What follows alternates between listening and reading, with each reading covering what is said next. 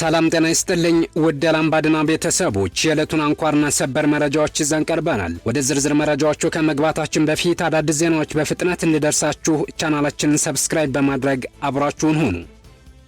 በቅድሚያም ዋና ዋና ዜናዎችን እናስደምጣችሁ።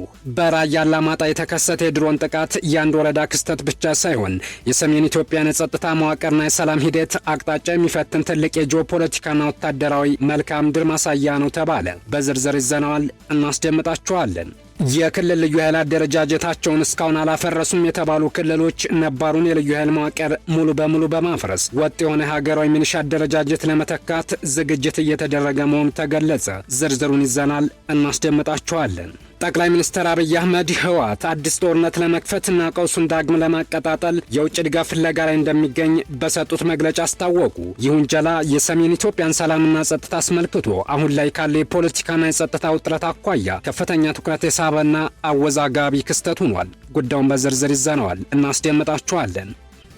ወደ መጀመሪያው ዜና ስናመራ በራያ አላማጣ ወረዳ የተፈጸመ የድሮን ጥቃት ከሰሜን ኢትዮጵያ ግጭት ማዕቀፍና ከሰሞኑ የጸጥታ ውጥረቶች አኳያ በርካታ ጂኦፖለቲካዊና ወታደራዊ ትንታኔዎችን የሚጠይቅ ክስተት መሆኑ ተገለጸ። የሎጂስቲክስና የሽግግር መስመሮች መቋረጥን ተከትሎ በጥቃቱ መግቢያ ላይ በግመል የተጓጓዘ መሳሪያ ታጣቂዎች ሲቀበሉ የሚለው ፍንጭ በበለጸጉ የትራንስፖርት መሰረተ ልማቶች ፈንታ በአካባቢው ያለውን አስቸጋሪ መሬት አቀማመጥ በመጠቀም የሎጂስቲክስና የጦር መሳሪያ አቅርቦት ለማድረግ የሚደረጉ ሙከራዎች ያሳያል ነው የተባለው። የድሮን ቴክኖሎጂ አጠቃቀም እነዚህን ድብቅ የቁሳቁስ ማዘዋወሪያ መንገዶችን በቅጽበት የመለየትና የማክሸፍ አቅሙ ከፍተኛ መሆኑንም ያመለክታል። ጥቃቱ አርሚ 26 በተባለ የህወሓት ታጣቂዎች ቡድን ላይ ማነጣጠሩና የድሮኑ ከአካባቢ መውጣት ሳይሆን አሁንም አሰሳ እያደረገ ይገኛል መባሉ የአየር ላይ ክትትሉ ቀጣይነት ያለውና ትኩረትን ያደረገ መሆኑን ያሳያል።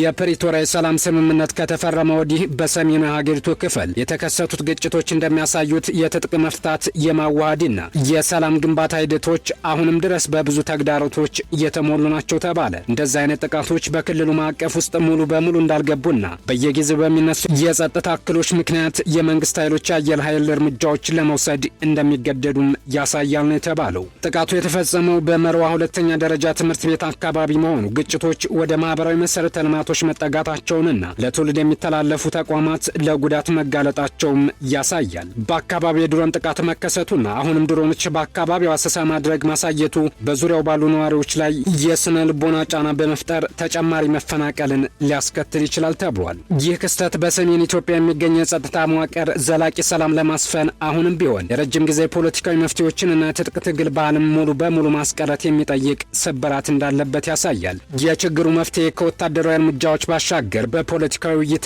በሰላም ስምምነቱ ሙሉ አፈጻጸም ላይ ብቻ የተመሰረተ ሊሆን ይገባል። በራያ አላማጣ ወረዳ መርዋኑስ ወረዳ የተፈጸመ የድሮን ጥቃት በአራት ዙር መከናወኑንና በታጣቂዎች ላይ ከባድ ጉዳት ማድረሱን አዳዲስ መረጃዎች እየወጡ ይገኛሉ። የአካባቢው ምንጮች እንደገለጹት ጥቃቱ በተለያዩ የርቀት ክልሎች ውስጥ ተሰብስበው በነበሩ ታጣቂዎች ላይ ያነጣጠረ ሲሆን የተፈጸመባቸው ዋና ዋና አካባቢዎችም የመጀመሪያና ሁለተኛ ደረጃ ትምህርት ቤቶች፣ በመርዋ አንደኛና ሁለተኛ ደረጃ ትምህርት ቤት ግቢ ውስጥ በተሰበሰቡ ታጣቂዎች ላይ ድብደባው ተፈጽሟል ተብሏል። ከዚህ በተጨማሪም በችግኝ ጣቢያው ዙሪያ በሚገኙ ቦታዎች ላይ የተሰበሰቡ ኃይሎች ሌላኛው የጥቃቱ ኢላማ ነበሩ። በተፈጸመው የአራት ዙር ተከታታይ ጥቃት ቁጥራቸው በውል ያልታወቁ ታጣቂዎች መሰዋታቸውም ተገልጿል። የተጎዱ ታጣቂዎችን ለማከም ሲባል መርዋ አካባቢ በሚገኝ አንድ የቤተ ክርስቲያን ዋሻ ውስጥ የተዘጋጀ ሕክምና መስጫ ቦታ እንደነበርም ተጠቁሟል። ከጥቃቱ በኋላ የተጎዱ ታጣቂዎች ተጨማሪ ሕክምና ለማግኘት ወደ አላማጣ ከተማም ተወስደዋል። አካባቢውን አሁንም ድረስ የድሮን አውሮፕላኖች የአሰሳ እንቅስቃሴ እያደረጉበት እንደሚገኙም ተዘግቧል። ይህ በራያ አላማጣ ወረዳ መርዋኑስ ወረዳ የተካሄደው ድንገተኛና አራተኛ ዙር የወሰደ የድሮን ጥቃት በአካባቢው እየተንቀሳቀሱ የሚገኙትንና ቀደም ሲል በግመል የጦር መሳሪያ ሲቀበሉ የነበሩትን የታጣቂ ቡድን እንቅስቃሴዎች በቀጥታ ያከሸፈና ከፍተኛ ውድመት ያስከተለ መሆኑም ያሳያል። ታጣቂዎቹ ትምህርት ቤቶችን፣ የችግኝ ጣቢያዎችንና የሃይማኖት ተቋማትን፣ ዋሻዎችን እንደመሸሸግ የሕክምና ማዕከል ለመጠቀም ያደረጉት ሙከራ የጥቃቱ ኢላማ እንዲሆኑም አድርጓቸዋል ነው የተባለው። የወታደራዊ አሰሳ ስራዎች አሁን በመቀጠላቸው የሁኔታው መለዋወጥ በቀጣይ የሚታይ ይሆናል ተብሏል። ወደ ቀጣዩ መረጃ ስናመራ የልዩ ኃይል አደረጃጀታ ሰራዊታቸውን ያላፈረሱ ክልሎች ልዩ ኃይሉን አፍርሰው ሀገራዊ የሆነ ሚኒሻ እንዳቋቁሙ ሊደረግ ነው ተባለ። በተቋማት ግንባታ የህግ የበላይነትና ሰብአዊ መብቶች አጀንዳ ውስጥ ከተካተቱ ንዑስ አጀንዳዎች መካከል የጸጥታና ደህንነት ተቋማት ነጻነት፣ ገለልተኝነትና አደረጃጀት ጉዳይ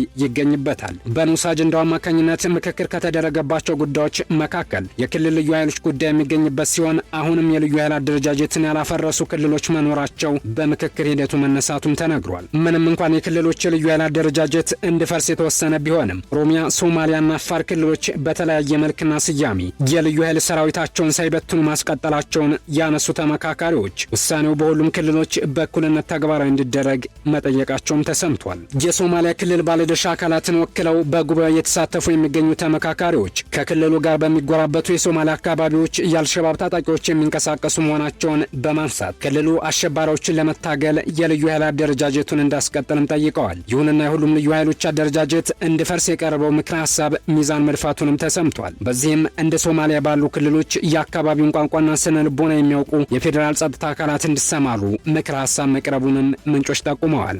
ክልሎች የልዩ ኃይል አደረጃጀታቸውን ማፍረሳቸውን ቢገልጹም በፖሊስና አድማ ብተና ስም ዘመናዊ ትጥቆችን የታጠቀ ሰራዊት አደራጅተዋል የሚል ሀሳብ የሰነዘሩ ተመካካሪዎች በበኩላቸው የክልሎችን የመሳሪያና የሰራዊት አቅም የሚቆጣጠር አደረጃጀት በፌዴራል ደረጃ እንዲቋቋም ምክረ ሀሳብ ማቅረባቸውም ተሰምቷል።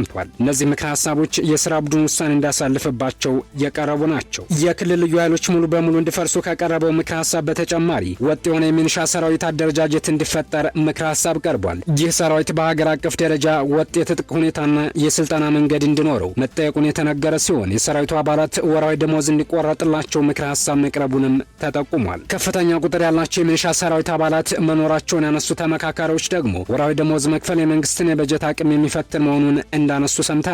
ይሁንና የስራ ቡድኑ አባላት በጉዳዩ ዙሪያ ውሳኔ እንዳሳለፉ በምክረ ሀሳብ መቅረቡም ተገልጿል።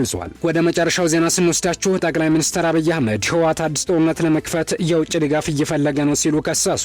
የኢትዮጵያ ጠቅላይ ሚኒስትር አብይ አህመድ የትግራይ ህዝብ ነጻ አውጪ ግንባር ከአማራና ኦሮሚያ ክልሎች ታጣቂዎች እንዲሁም ከውጭ ኃይሎች ድጋፍ በማሰባሰብ ከፌዴራል መንግስት ጋር አዲስ ጦርነት እያዘጋጀ ነው ሲሉም ከሰዋል። የጠቅላይ ሚኒስትር አብይ አስተያየት የተሰነዘረው በአዲስ አበባና በትግራይ መሪዎች መካከል ያለው ግንኙነት እየተባባሰ በሄደበት ወቅት ሲሆን ይህ ውጥረት በሰሜን ኢትዮጵያ 2 ዓመቱን ጦርነት ያቆመን የኢትዮጵያ 2022 የፕሪቶሪያ ስምምነት አደጋ ላይ ሊጥለው ይችላል የሚል ስጋትም አጭሯል። ጠቅላይ ሚኒስትሩ ህወሓትን ከሀገር ውስጥ ሌሎች አካባቢዎች ታጣቂዎችን በማንቀሳቀስና ከኢትዮጵያ ውጭ ከሚገኙ ኃይሎች ድጋፍ በማግኘት ወታደራዊ አቅሙን ለማስፋት እየጣረ መሆኑንም ገልጸዋል። ይህ ውንጀላ የመጣው በፌዴራል መንግስትና በትግራይ ባለስልጣናት መካከል የፕሪቶሪያ የሰላም ስምምነት አፈጻጸም፣ የጸጥታ አደረጃጀቶች እንዲሁም ያልተፈቱ ፖለቲካዊና የድንበር ይገባኛል ጥያቄዎችን በተመለከተ አለመግባባቶች እየተባባሱ በመሄዳቸው ላይ ያለ ነው። የክልሉ ባለስልጣናት የፌዴራል መንግስት የሰላም ስምምነቱን ዋና ዋና አንቀጾች ሙሉ በሙሉ ተግባራዊ ሳያደርግ ቀርቷል ሲሉ በድጋሚ የከሰሱ ሲሆን አዲስ አበባ በበኩል ላይ ታጣቂ ኃይሎችን እንደገና ለማዋቀርና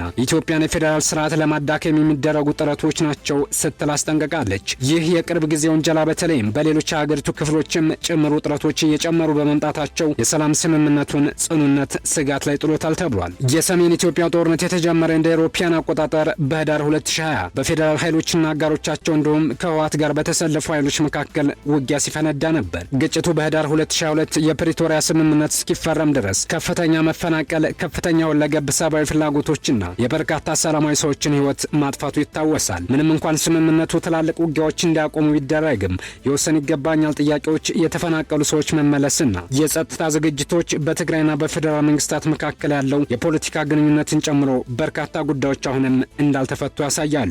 የአብይ የቅርብ ጊዜ ማስጠንቀቂያ የተሰጠው ኢትዮጵያ በአማራና በኦሮሚያ ክልሎች ውስጥ ያሉ ታጣቂ ግጭቶችንና ፖለቲካዊ ውጥረቶችን ለመቋቋም እየታገለች ባለችበት ወቅት በመሆኑ በበርካታ ክልሎች በአንድ ጊዜ የሚከሰት አለመረጋጋት የሀገሪቱን ጸጥታና ፖለቲካዊ ገጽታ የበለጠ ሊፈትነው ይችላል የሚል ስጋት ፈጥሯል። ዓለም አቀፍ አጋሮች የኢትዮጵያ ፌዴራልና የክልል ባለስልጣናት የባሰ ወታደራዊ እርምጃ ከመውሰድ እንዲቆጠቡና ያሉትን አለመግባባቶች በንግግር እንዲፈቱ በተደጋጋሚ አሳስበዋል። በትግራይ ዳግም ሰፊ ግጭት መቀስቀስ ከፍተኛ ሰብአዊና ቀጠናዊ ቀውሶችን ሊያስከትል እንደሚችልም አስጠንቅቀዋል። ስላዳመጣችሁን፣ ስለተከታተላችሁን እናመሰግናል። በያላችሁበት መልካም ጊዜ ይሁንላችሁ።